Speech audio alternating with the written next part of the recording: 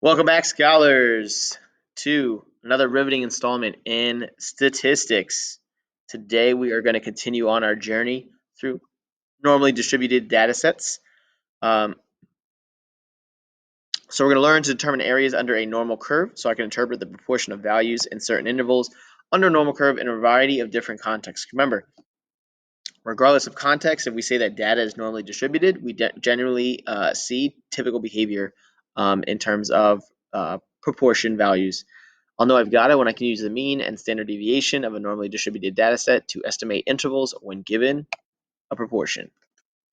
So we've been working with these for about 2 lessons now, so I'd like to see you flex your statistical knowledge, knowing that the total area under the curve is 1. Here's some identifying information, like a mean of 40 and standard deviation of 2. I would like for you to answer those subsequent questions. There we go. Find the area under the curve to the right of 39. Find the area under the curve between 39 and 43. Find the area under the curve to the left of 40, so on and so forth. Okay. And they also have some identifying information, such as the area under the curve to the left of 39 is 0.305, and the area under the curve to the left of 43 is 0.932.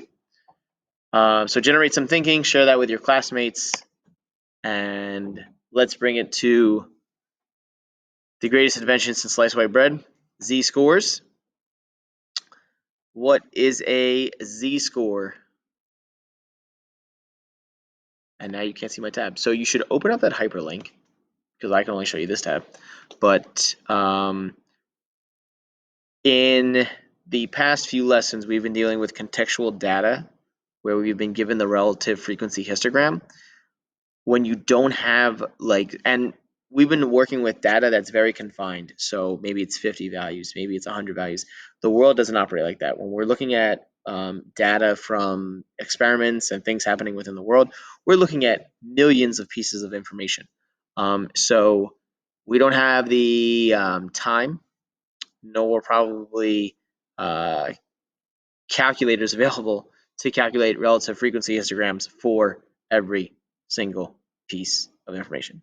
So instead, we work on something called the standard normal distribution, which has, like I said in the beginning of this video, general behavior for data values within 1 standard deviation, within 2 standard deviations, within 3 standard deviations. So this being the first time we're seeing this, we're just going to kind of explore.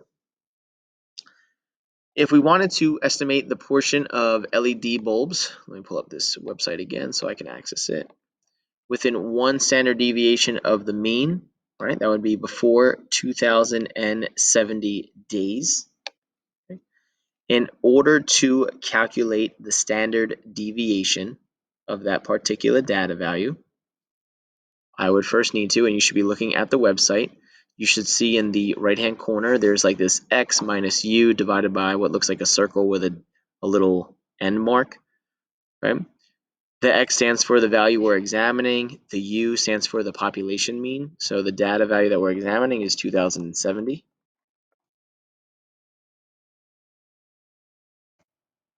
Actually, I should do a ratio. 70 minus the population mean, which was 2,300, divided by the standard deviation of 230. Only using that data because we're looking at LED bulbs in particular. This would give us, so it would simplify to negative 230 divided by 230, which would yield a negative 1. So we're really looking at the proportion of LED bulbs that are acceptable now before getting within 1 standard deviation of the mean, right? So if we go back, and we can do this 2 ways, right? We can look here at this graph, which breaks down the percentages that are before 1 standard deviation. As you can see, there's not many.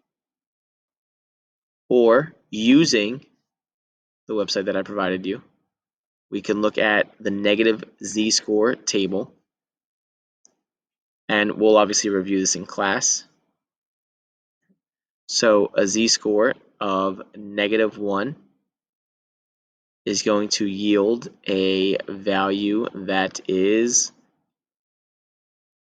roughly 0.15 or approximately, I can't use that button. So I can say approximately 15% of the LED bulbs are expected to burn out for getting within one standard deviation of the reason why I can say that is because the standard normal distribution is symmetrical. So that means each half of our bell curve has 50% of the data. If 34% is within one standard deviation of the mean, that means roughly 15 to 16% is not. So if we're looking at those data values that exist one standard deviation before the mean, we'd be only talking about 16% of that data. We're going to apply that same thinking, and this should be super uncomfortable, super unfamiliar over the next few slides. We're going to pause there, and we'll pick up with waiting for a waiter in class, which is another contextual situation, but I'd rather review what your explorations have brought you before continuing on to that context.